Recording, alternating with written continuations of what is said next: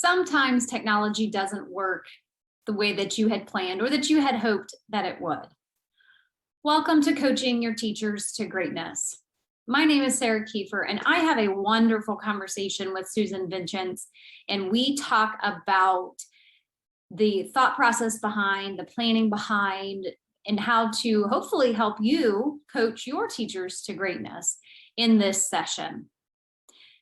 Now, after Susan and I had that great conversation, we found out that only Susan was recorded. So I'm recording this little bit of an intro just so that you can see my face and know what face it is that connects with the second voice in this session. I hope that you enjoy this session as much as Susan and I enjoyed recording it and sharing it with you. Have a piece of paper ready, do some reflection so that you can coach your teachers to greatness.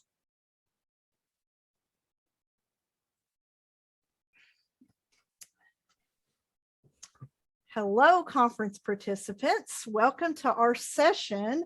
I am here with Sarah Kiefer, and we will introduce ourselves in just a moment, but we are excited to come to you and talk about coaching teachers to greatness.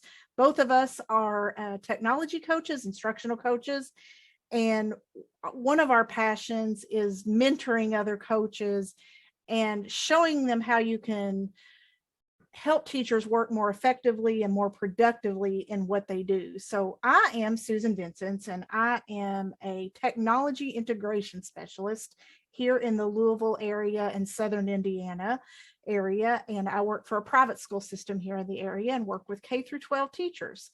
Sarah, tell them what your role is. Hi, everyone. My name is Sarah Kiefer, and just like Susan, I am a technology integration specialist. And currently I serve 3 buildings in the Ross Local School District, which is a little northwest of Cincinnati, Ohio, for geographic reference. And like Susan said, serving teachers, we're excited to bring you this session. We're excited to have this conversation with you and about you and to help you coach your teachers to greatness.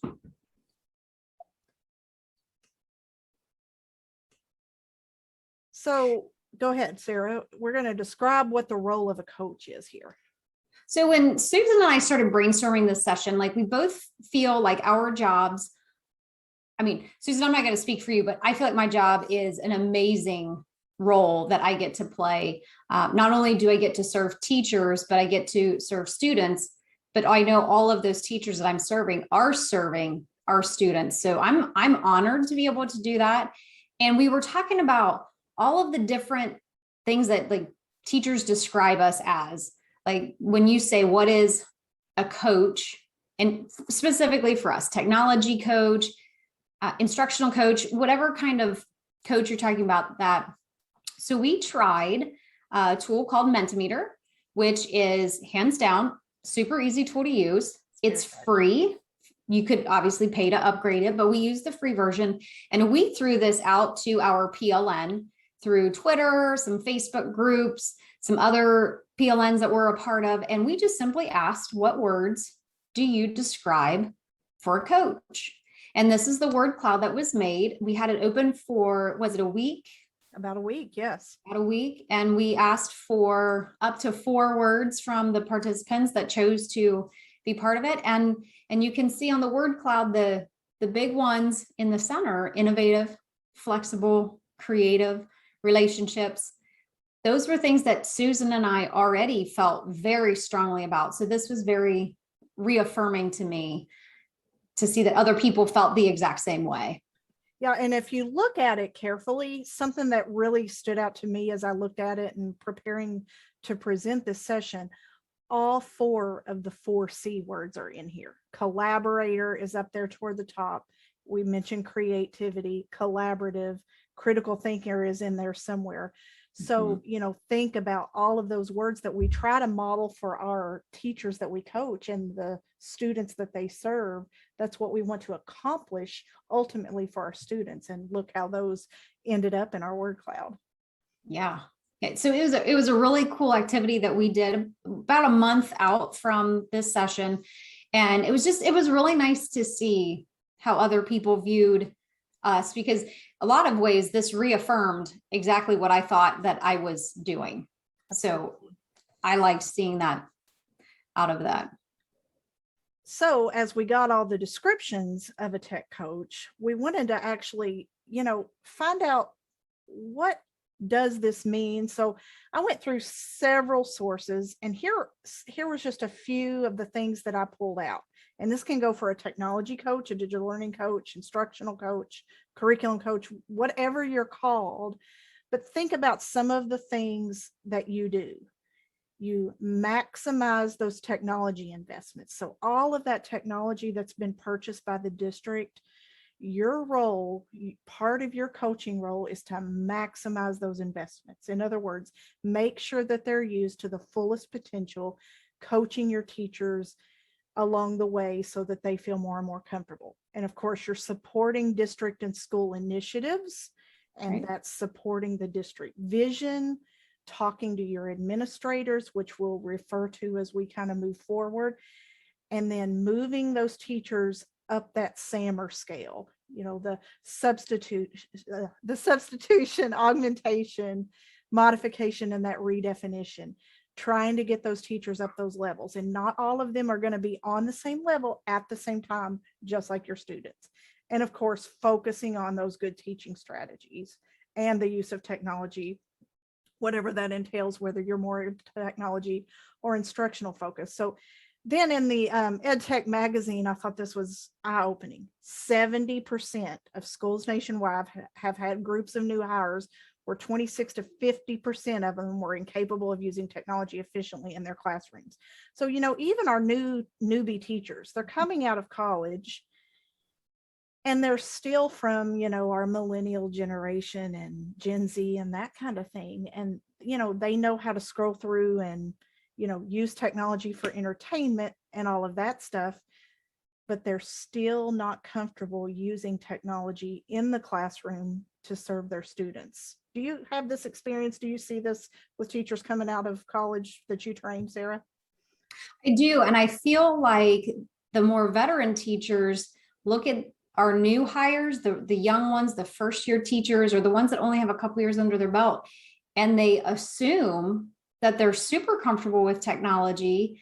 And in a way, I think that reverses like the teachers being willing to work with them, because the veteran teachers already have that hang up of like, I don't exactly know how to make this work. And well, I'm sure that they do. But then these new teachers, they're the ones where they may understand more of technology, but not the smart boards, not the projectors, not the document cameras, because by and large, I don't feel like that's a focus in any teacher preparation training. So they have that, what do they call them? Digital native type persona, but it's not true. Like they have had technology in their hands, but I like that last one where it's talking about good teaching and strategies and the use of technologies. You've got to do it well, because that's what really will serve. And as you were talking, I was thinking these new hires have been consumers of technology. And just like our big push these days is we want to get our students creating, some of our new teachers, that's all they've ever known is to be the consumer. Yes. So that's where I feel like our jobs are critical, because they don't understand what it means to really create, because they were beyond that push in school. So I think as a tech coach, I adore working with them. They're open-minded too. They're excited. They have a lot of energy to them. But yeah, I see it with our new hires big time. And I think this is where we can, as coaches, encourage that collaborative effort among the veteran teachers and those newbie teachers. Like you said, the newbie teachers have been the consumers of technology, but the veteran teachers have almost been here long enough where they've heard us teach them the technology and they're starting to feel comfortable. So that's giving those veteran teachers some confidence in that digital immigrant area of technology where they can, bring in the newbies under their wing in a different way, encouraging that collaboration. I think that's important too, as a tech coach and instructional coach. to reaffirm with our veteran teachers is it's not just about teaching these new teachers the content, the pedagogy. We also have to layer in teaching them how to use the technology, because if you can start them off on a good foot, your path to growing through the SAMR model is going to be a whole lot easier than trying to come back and break any of those bad habits. Definitely. So in our main basic part of this presentation, we have 3 questions for coaches to ask themselves. So who are your target audiences and why? And we're going to go through each of these. Sarah, what's the next one? How do you determine what your teachers need? And then how do you prioritize those needs? And then what will your next steps be as a coach? So as you build those foundations, we're going to talk about what your next steps will be as we move forward. So this is kind of our basis for our time together during this session. And we're going to kind of break down each of these questions and talk about how as a coach we can move forward and help our teachers effectively. And what you might do as a participant in this is you could pause the video right now and look at those 3 questions and ask them of yourself before you go further with this. I like that, a little bit of like reflective, and then how does our conversation either confirm what you're already thinking, or have we given you some new things to think about, or is it something that you're kind of like, oh my gosh, like, yeah, I do that, but I didn't write that down. I didn't realize. So maybe a little bit of reflective thinking right there would be good. Very, very good, especially as we move forward in kind of giving you our take on these. So let's talk about our target audience. So as a coach, who are you really there for? And I know a lot of that depends on your school, your district, what type of students you have, but who are you really there for? So first off, you're there for the staff and administrators, and it's very important that you have meaningful conversations and you define your role with those staff and administrators, and you establish those district goals and the expectations, and then you determine the focus area. Just like any teacher, when you go in with your principal at the beginning of the year, you have your professional growth plan, or whatever thing your district calls that, your evaluation, and you have these focus areas or growth areas that you want to grow in over the year. So as a coach, you still need to establish that too.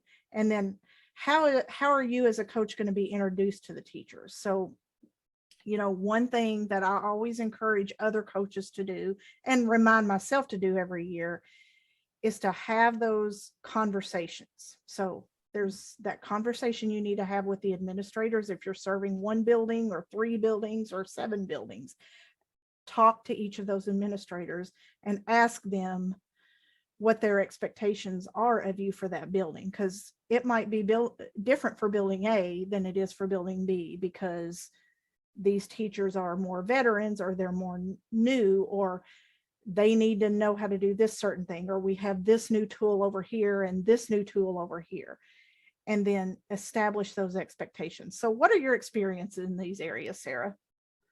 Well, Susan, if I can go back to when I started in this role 5 years ago, we didn't have this person. Like, this was a completely new role when I stepped into it. So the job description that I was given, I think, had like 5 bullet points, very, very broad. So when you say, have meaningful conversations and really kind of establish what your role is going to be, it's a very daunting task to go into a job and kind of have like a blank piece of paper and say, here, this is like your job. So the more that you can focus that, even if it's going to grow and change, have those conversations, because I serve 3 buildings now. It's 2 elementaries and an intermediate school. And there's 3 different principals there. Mm-hmm. And even though we're in a very small district and we're all serving the same purpose, having that really help you get to know that building and what's driving that principal, because that may not be like the clearest thing until you have those conversations.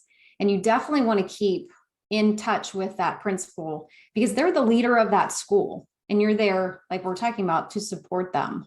Yes. And establishing those focus areas. And then one thing that's always been huge for me in having that conversation include how you're going to be introduced to the teachers, because you want to show forth a joint effort at that beginning of the year faculty meeting. So, be sure and ask that administrator, how are you going to bring me to your faculty? Are you going to introduce me in an email?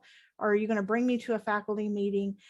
And what are you going to tell the teachers my role is? And I always think it's nice to have you there face to face, if that's possible, and have that conversation with the teachers there, so that they know that principal is supporting you and those roles are established, and make sure that they are saying things like, Susan, Sarah, they're not here to evaluate you. They're here to help you. They're here to observe you. Evaluation is not in their job description whatsoever. So it's so important to, bring those points out. So then the next one is the teachers. So what can we do to kind of establish that target audience with our teachers, Sarah? Number one, hands down, if you want to start in one specific area, it is establish those relationships. And Susan, like you said, it's very important to reassure those teachers, we aren't the evaluators. I don't hold a license that is able to do any of the evaluations. And I remind the teachers of that constantly. In establishing those relationships, keeping them positive. And I always try to remember, like what you had referred to, is not everybody's at the same spot. Right. So you have to understand that, and some people will grow just like students, right? Some people will grow big time in a year and some people not so much, but maybe the previous year they had done a lot of growth. So keeping in mind that they are professionals and they are doing what their job is, and it may not look what you think it should be. That's where those relationships are key, because you can always build on top of that. And then as you're working with these relationships, building that confidence, that rapport, keep it positive, keep it supportive, be their cheerleader without pulling out your pom-poms, right? But you've got to be supportive of them. And then what I have found a lot is that last bullet point is, don't be afraid to mess up. Don't be afraid to admit that you don't know everything. I say that more often than I don't, because they assume that, well, Sarah, you know everything. No, I don't. I'm constantly learning. I love learning. And I remind the teachers of that. And I also am very respectful of, they're in the classroom teaching those 25 little ones or those 25 big ones, those kids. And if they have a question and I can help them, point them in the right direction, it doesn't have to be me, but I can help guide them in that as well. That's, again, what I would want to do for students if I was back in the classroom. So keeping it positive, establishing those relationships, building that confidence. I think probably one of the best compliments that I ever had, Susan, I'm sure you've had a few comments that teachers throw out to you. The one teacher told me, she said, Sarah, risks are a lot less scary when you're by my side. Yes. And I was just like, like I knew that I had been making, and she was a first grade teacher. So it was bringing that technology in was very intimidating for her to do that with 25 little ones in her classroom. And she said, it's a lot less scary when you're in here, Sarah. I can do it because you're here too. So exactly. That is just the beautiful relationship that we get to have with our teachers. Very much. They comment all the time, Susan, you're so patient. Of course, I do not think of myself that way. I'm a very impatient person. I want things now. I want my technology to work and I want to succeed. But, it does make you feel successful as that relationship has been established when they do say stuff like that. So that is huge. And, back to the don't be afraid to mess up in front of them.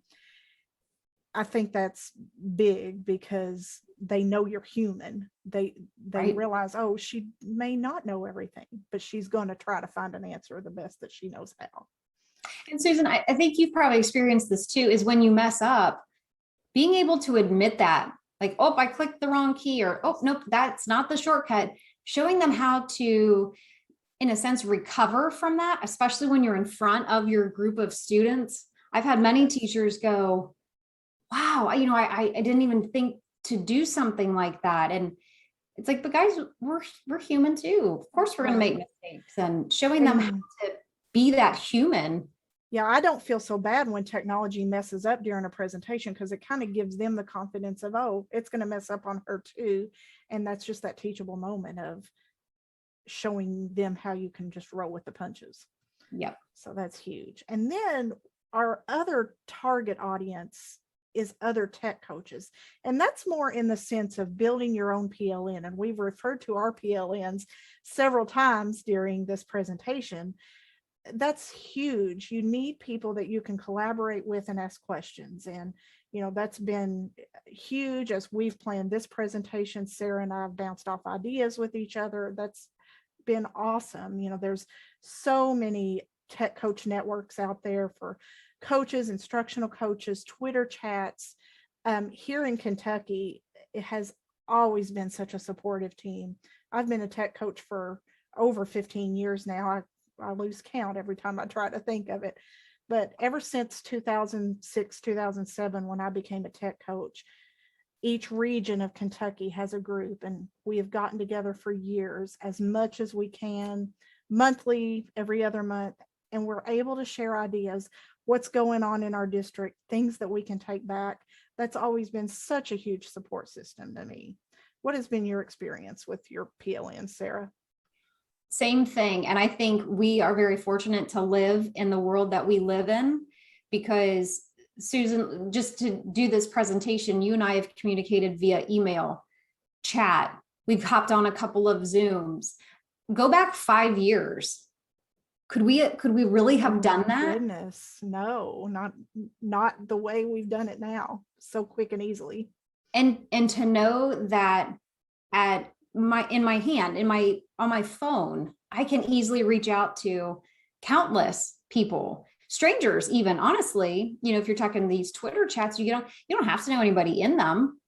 And tech coach networks, and there are groups out there, like you said, like in your state, in your region, but don't feel like it has to be a geographic thing either. There are so many out there, and it's such a profession that they're sharers and they're willing to support. Some of these email groups that I'm part of, questions fly out all day long. And it's amazing to see the number of different answers that come through.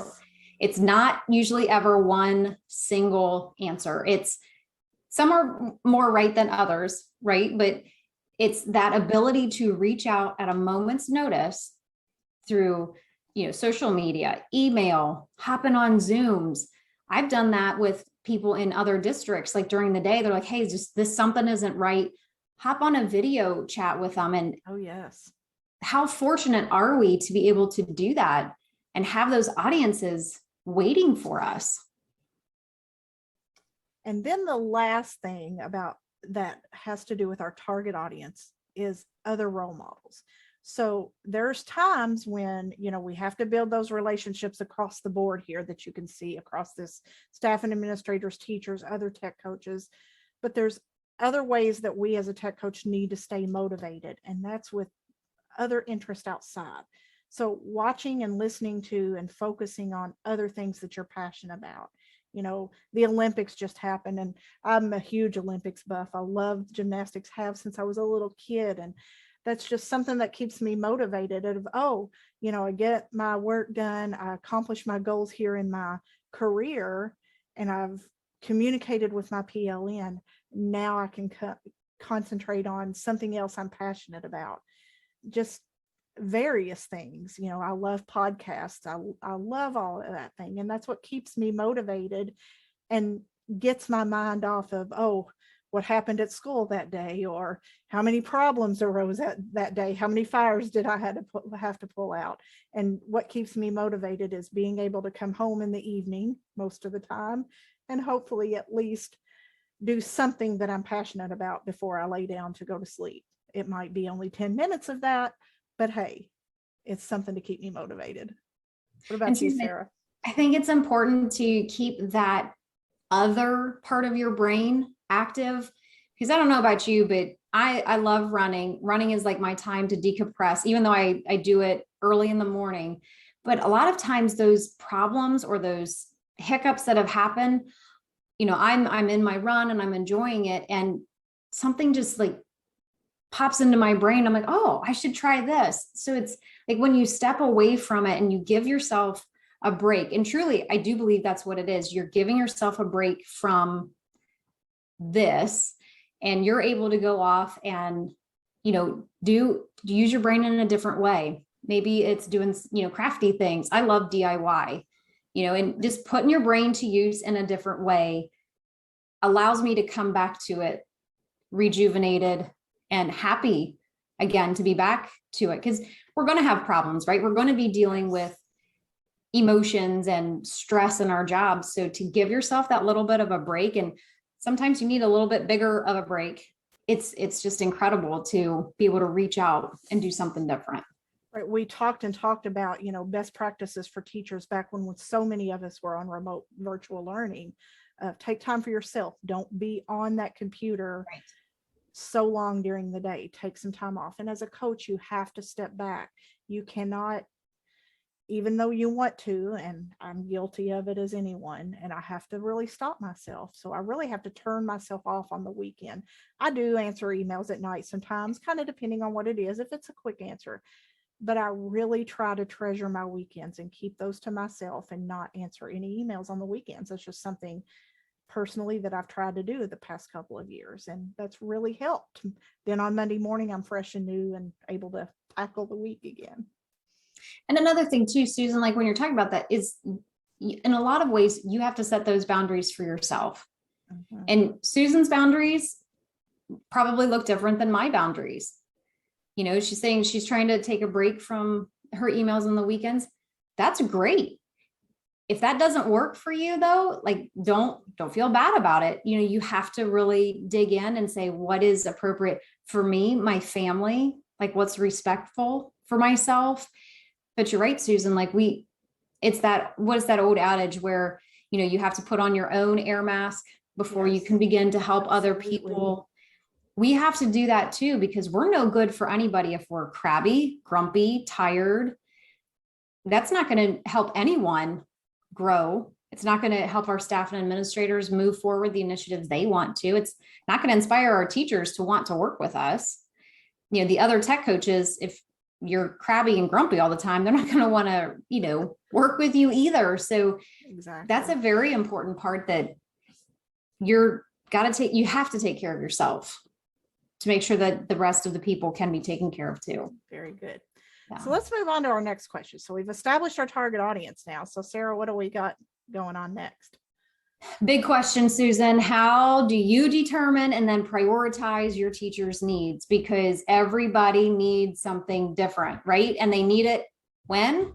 They need it now. Yeah. But everything can't happen now. It's just not possible. So through your administrative conversations, through what's the next one? Staff surveys might be a good option for you. Co-teaching it, I think, is perfect. Like you get into those classrooms and you see everything that's going on. You can talk to students.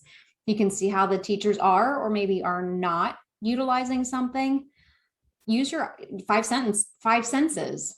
Look, listen. I mean, a lot of times if you hear what's being said, listen to what's not being said too. That's important. Being available is huge. And like Susan said, make sure you build in those boundaries, give yourself that space. But when it is time for work, make sure that you're available. Keep that in mind. Planning your relevant, big important thing right there. Relevant and meaningful PD. Everybody hates sitting through PD that is boring, or I've heard this before, or could you have just sent that to me in an email, or that doesn't even apply to my content. Why am I sitting here? Make sure that you're respectful of that, because that'll go a long way in building those relationships with your teachers too. And then the last one is being connected. And like we talked about on that previous slide a lot, it's not just being connected to your administrators, to your teaching staff, but also your PLN, and then other just outside people, because you can be resourceful and bring things in. All of these are ways that you can start to or continue to determine and then prioritize your teacher's needs. Susan, what do you think about each of these? Oh, yeah. So definitely. I mean, we talked a lot about administrative conversations earlier, but the relevant PD, that's huge. And that's where the co-teaching and the staying alert, that's going to help you plan that relevant PD. And of course, the staff survey. So all of these end up working together, but you yourself have to prioritize it for your own building. Some of these may take a while to get established. The co-teaching, if you're a brand new coach, you're not going to get your foot in that teacher's door for weeks down the road. And that's where just being connected and available to them, you may have to go in and change a projector bulb a few times before you establish that really rapport with them and prove that, oh yeah, she really is a teacher. And I have to remind them, I mean, even after 15 years of doing this, and this is my 4th year in a new school system, and I have to remind them a few times a year, hey, I'm a teacher. I have a teaching certificate. I'm right there with you. I've got elementary teaching experience. It just takes a lot of just reminding them, and they'll finally get it after, like I said, this is my 4th year in a new school system where I spent like 10 or 12 years in another one. They are really, I've seen so much improvement in letting me in their classrooms as we've started back to school this last month or so. And they're really pulling me in and really bringing me in for meaningful content, co-teaching type activities, which I'm excited about.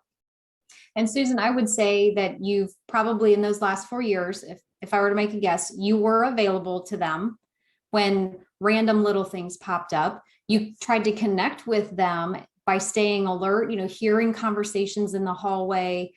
Maybe you worked with one teacher and then by word of mouth traveled over across the hall or down to another wing, like, hey, Susan was really helpful with me because I had that problem. Like making 1 or 2 connections is going to go a long way. And like you said, if you're a brand new coach, you're not going to expect to be in those classrooms from day one. You have to build those relationships, and that takes time. And that's not a bad thing because you yourself are getting into that role too. And I guess, coaching them through a pandemic probably helped a little bit in gaining some trust. Helped a lot. Yes. So, and I'm sure all of you out there, Sarah, all of you have experienced that as a coach. I hope that you see more use of yourself from your teachers if you're back face to face, which I believe most of us are. I hope you're seeing a little bit of difference, but definitely, all jokes aside, developing those relationships through these things here on this screen are huge as you develop yourself as a coach. And I would say too, Susan, building those relationships before you get to a crisis like what we went through paid off big time, because then during that crisis, my teachers weren't just throwing up their hands and not trying. They were trying, and they were trying really hard, whether it was because they were reaching out to me or they were reaching out to each other. So it's important from day one. Like, I can't stress that enough to anyone that is or wants to be a coach, is you have to focus on those relationships. You could survey all you want. You can have all the administrative conversations you want. You can sit there in every meeting, in every hallway, in every classroom. But if you're not building those relationships, it's not going to do you a lot of favors in getting that PD to work, getting that co-teaching to happen, moving your teachers. None of that stuff's going to happen if you don't get that relationship rolling in some manner. Absolutely. I know we keep saying that word relationship, but that is totally the bottom line. So, 100%. So now we've determined and we've prioritized where our teachers are, what we need to do. So now what are our next steps? So we've developed the relationships. We've had all of those beginning of the year conversations. So that we want to know what our next steps are. So we kind of made a little diagram here. So relationships, obviously being our baseline, like I just said. And then we have to figure out what their needs are. So that's the next step. And when you step up to that need platform there, you're going to have several doors. And these are just 4 examples here. There are so many others. But as a coach, some of those needs are developing, and we'll talk about each one and our experiences with them. Thinking about coaching cycles, and we'll talk about what that is, or do your teachers need one-on-one training? Do they need in-class workshop type activities? In other words, do they need you to come in and model and co-teach, or do the I do, we do, you do coaching scenario? Or is it just the sharing of resources that they need? And maybe all of your teachers need one of these things all at the same time, or maybe you have 30 teachers in 4 different ways, or maybe 6, 7, 8 other ways that are out there. So Sarah, take one and tell us some experiences that you had, and then I'll share some also. I'm going to pick the red door, Susan. So behind door red is the one-on-one training. And my first go at being a tech coach was I was half the day at the 2 elementaries, and then the other half of the day I actually went back and continued teaching 7th and 8th grade social studies. So I had a very, very limited time with these teachers. So I thought probably the best way would be to do some of that whole group morning PD sessions, real quick, 20, 30 minutes. They can get to know me. I can show them some, real cool stuff, or how they can continue to use the items that they have in their classroom. And I remember not being so like underwhelmed by the response. I had good participants, and it wasn't a bad move, and I don't regret it. But after I was in my role for, I think probably about the next year, and I went full time at it, I had a conversation that completely changed my mindset on the big PD sessions. And I was working with a teacher, and he said to me, he said, Sarah, I'll learn anything. And he was a teacher that I felt was very resistant. And he said, I'll learn anything. I just don't want to do it in a whole group. He said, if you're willing to sit down with me one-on-one, just teach me whatever you want. He's like, I don't even care what it is. Just bring stuff and show me. Wow. And I stopped and I thought, oh my God, I had totally discounted that thinking. I was thinking I needed to hit everybody at one time. And I thought how wrong I was, because I pictured the students in my classroom that I had just stepped away from. How many of those kids, we force them into those classes because of schedules, right? But that one-on-one can go a long way for a decent number of people. So that red door, that idea of that one-on-one teaching, that training, that coaching, when he said that to me, I thought, I have totally let him down. And so I've totally been looking for that with the new teachers, with the teachers that I'd already built relationships with. And I have found that there are a decent number of them out there that they'll take whatever I bring to them, but they don't want to do it in that big group. So I'm trying to be super mindful of that. And I tell you, the virtual, like the Zooms, the Google Meets, like that has helped tremendously. Oh, yes. Pop on for 5-10 minutes. Doesn't matter if I'm at that building and you're at that building. Works out really, really nice. So I beg you, tech coaches, integration coaches, whoever you are, keep that in mind. Like not everybody wants that big, massive group session that you can move mountains if you just do it like one at a time too. So that one is probably the big one for me. So one of the big ones for me is that we're going to go through the yellow door, and we're going to talk about the in-class workshop model. For me, I have those teachers who, they sit in the big group session, or we've gone over it one-to-one and I've showed them how to do it. Take Flipgrid, for instance, show them how they can use Flipgrid, but sometimes until they can see it in action, they don't get it. And that's a learning style for maybe many of us. I have to see how something works before I really understand, okay, what am I going to do with this? So I can go into, I've had so much luck going into just the classrooms with the students there and just teaching the lesson for them. So I referred a while ago to the I do, we do, you do. So I always kind of start out my in-class workshops with, okay, I'm going to do this. I'm your tech coach. I'm going to show you how to teach this concept using this tool. So not only are we getting the content in and they're seeing that I really am a teacher, then I'm showing them how to use the tech tool also. So, we'll have whatever topic that they happen to be teaching at the time. I'll incorporate it into that tool, Flipgrid, what have you. And they see me do it. They see how I manage the class with all of the kids with their device at the time, or whatever the ratio of student to device is. And they see how I handle that. They see me, again, roll with the punches if technology goes awry, and they're able to see that. So then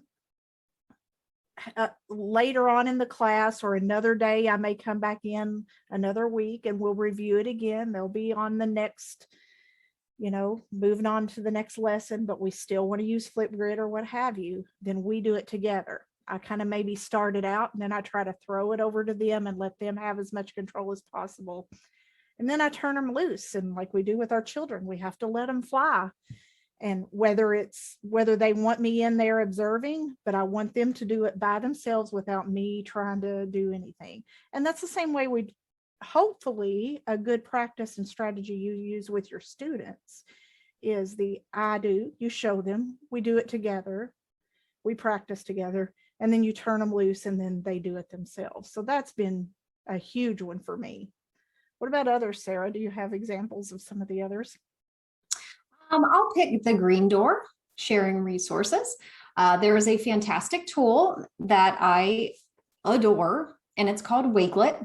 It's free, and those of us that are maybe a little bit older, it's still around, but if you think of Pinterest, but I call it like the modern day Pinterest, because I feel like I can collect literally anything and everything in a Wakelet, and then sharing that out, nesting them in places where my teachers can access them. So one of the things I've been trying to do over the last year or 2 years is creating Wakelets about the big curricular programs that we have, our LMSs, math programs, because it's always inevitable that a teacher's going to come to me. They're going to say, hey, do you know how to make X, Y, or Z happen? And I'll be like, yeah, I looked that up 3 months ago for another teacher. And then I go, well, I don't remember that. Like, I'm not using that aspect on an everyday basis, but find it, toss it in a Wakelet, and then I can share that out to the entire staff. And then you can empower your teachers to go through. The math ones are going to look at the math resources, language arts, look at the language arts resources. But yet, Susan, I'm super selective about what I'm putting in there, whether it's selective about the resources that I'm sharing about that product, or I'm selective about maybe the non-specific curricular programs that the district provides. There's always those peripheral, like you've mentioned Flipgrid. I just mentioned Wakelet. I'm intentional about which ones of those I share with the teachers, because too much is too much. And if we really want them to focus on better uses, we have to make sure that they're not trying every new thing that comes out, next month. And that's going to be so overwhelming, not just to them, but to their students. So sharing resources is super important, but how you share it and how much you're sharing with them, I think, is an important thing that a tech coach needs to keep in mind too, because you start to overwhelm your teachers with that flood of information. Like, it's just constantly coming and coming and coming. They're going to get turned off by that, and they're not going to want to. It's too much. And they're like, oh, I just can't handle that anymore. She thinks I'm supposed to do all of this. So kind of flash back to that relevancy conversation from earlier. Exactly. And the strategies. So then let's look at the blue door, which is coaching cycles. So this kind of came more relevant to me just over the last few years, really, because I kind of saw it more in the instructional coach world. And then some of my PLN here in Kentucky, a lot of them were trying it in the tech coaching world. So coaching cycles, if you don't know what they are, look it up and read more about it. But you take the teacher, whether it's by their choice or it may be on the recommendation of a principal. So, sometimes it can turn into a little bit awkward situation, but hopefully it becomes a positive experience in the end. And you figure out what it is they need to work on, whether it's, upping themselves in the SAMR model, going from the A over the hump to the modification side. You're coaching them in strategies, and you're doing a lot of these other doors within that coaching cycle to get them up to where they need to be. And it's a series of meetings, co-teaching, trainings, just all of the above, basically just like almost you're acting as a professor per se, and they're your student for a certain amount of time until you feel like, or they feel confident in whatever concept that you're trying to help them with. So it's what it is, a cycle, and you're going through that cycle to get them where they need to be. Exactly. And some teachers will need to go through the cycle several times, or actually want to go through that cycle with you again because they found it so productive. Absolutely. So don't think of it as a one and done either. Make sure that you're open to that too. Mm-hmm. So these are just 4 examples of next steps as a coach.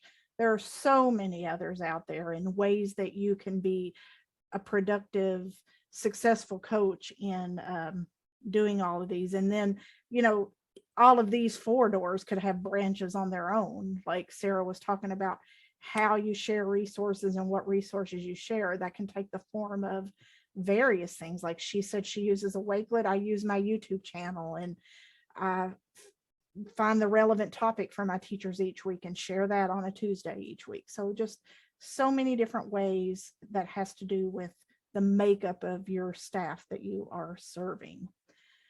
So we've kind of talked about a lot of stuff during this session, and hopefully we've made you think a little bit. And, those questions that we asked you at the beginning that maybe you paused and reflected about for a few minutes. So let's think about what maybe is your final thought. So how are you going to use these questions to coach your teachers to greatness? Susan, I'm going to ask you that question. So what are your plans this year? You've mentioned that you've been doing tech coaching for 15 years. How is this year going to look for you? Is it the same as all the others? Are you trying something new? Actually, yeah, I'm actually trying to establish a little more intentionality. Of course, the pandemic has hit us for the last 18-ish months or so, but let's think about prior to the pandemic. And it was almost like I was getting into just, I don't really want to use the word rut, but it could be, okay, here I am, I'm available to you, call me if you need me. And that worked in a lot of cases. But then you get those teachers who are afraid to contact you. Oh, I'm sorry to bother you, but. So I'm trying to be more intentional of, I'm in your building tomorrow, or I'm going to be in your building on Friday. Here is a sign up genius. I want to help you with this, this, and this. Or if you have questions, sign up for a time. And we've been in school for, I don't know, about 3 or 4 weeks now. Wow. And that seems to be working a little bit more. Or I'll share like a little teaser of a certain app or something they can use in their classroom. The latest trend that they're loving right now is the Chrome Remote Desktop app. That they have a desktop computer on their desk connected to their projector, but now they're loving the fact that I can give them this Chrome Remote Desktop and let them be anywhere in the room with their Chromebook. So just some greater intentionality. I guess if I have one word for this school year, it would be intentionality. What about you, Sarah? Well, first of all, that sounds awesome. So good luck with that, Susan. Like, I'm sure the teachers that take you up on that, they're going to spread that like wildfire. So be prepared. For me, we are opening a new building. So we have taken 4th grade out of our elementary buildings and 5th grade out of our middle school, and we've created the intermediate school. So we're bringing staff from 3 different buildings together. So that's going to be a big aspect of my job this year, because I've been working with 2 of the staffs for the last 5 years. Formerly, I was part of the staff that the 5th grade's coming from. So I'm very familiar with a lot of these teachers, and so far it's really cool to watch how these teachers are coming together. But at the same time, making sure that my other 2 buildings, my elementary buildings, know that I'm not just leaving them. So for me, I think it's going to be a big balance of supporting this brand new building and all of the challenges that that's going to come with, as well as keeping my elementary teachers motivated and excited and willing to learn. And I go back to these virtual conversations with a Zoom, with a Google Meet, with your phone. I've pulled up FaceTime with several teachers because that's the quickest and most effective manner of getting them the help that they need at that time. That balance of, this is a very quick question, or this can wait until I'm back there. For me, it's going to be all about that balance of how I'm supporting everybody, but at the same time, seeing that they can support themselves too, and building those resources so that if I can't be there with them, they know where they can go to look for that help. Whether it's another teacher that I say, hey, why don't you go talk to Susan down the hall? She's really good with that. So finding how that 3 building thing is going to work and keep it balanced, which I know like that's probably not realistic, but I'm going to try. I'm going to try. So we have intentionality and balance. So we'll see how we do with that throughout this school year. So it should be interesting. And I would love, or we would love to hear from you guys. So, if you're out there on Twitter, tweet us. I mean, our information is out there in the conference material. Tweet us or use the Shake Up Learning hashtag. And I would love to hear your answers to this question. If you're a coach, or even if you're a teacher, how are you going to use these questions to coach your students to greatness? So you don't have to be just a coach listening to this. A lot of what we've said during this session could apply to you and your students in your classroom as well. So how can you coach your students to greatness? So we appreciate you all listening to this session today. And I do hope you enjoy the rest of the conference. Thanks for joining us. Sarah, any final words? Nope. Just if you liked this session and you liked hearing Susan and I having these conversations and talking through these different things, and you feel like, hey, these are 2 ladies that I'd like to work with, or any of the Shake Up Learning team, Casey included, if that's appealing to you and you think that we can support you in some manner, please do reach out to us. Like Susan said, the contact information is within the conference website and applications. So please reach out. We would love to work with you. And I second what Susan said. If you can tell us like what you're going to do to coach your teachers to greatness, I would be really excited to hear what other people are going to do too, because that might be inspiration for me for next year. Absolutely. All right. Thanks, everybody, and enjoy the rest of the conference. We'll see you soon. Thank Bye-bye. you. I think we did it. I think we did. Wow. I don't know how long it's been, but I think it's not, I mean, I think we started kind of shortly after 8. I know, and it doesn't say, like it says recording up here, but it doesn't say how long. It won't until you hit stop and then it processes. Okay, I'm going to go ahead and hit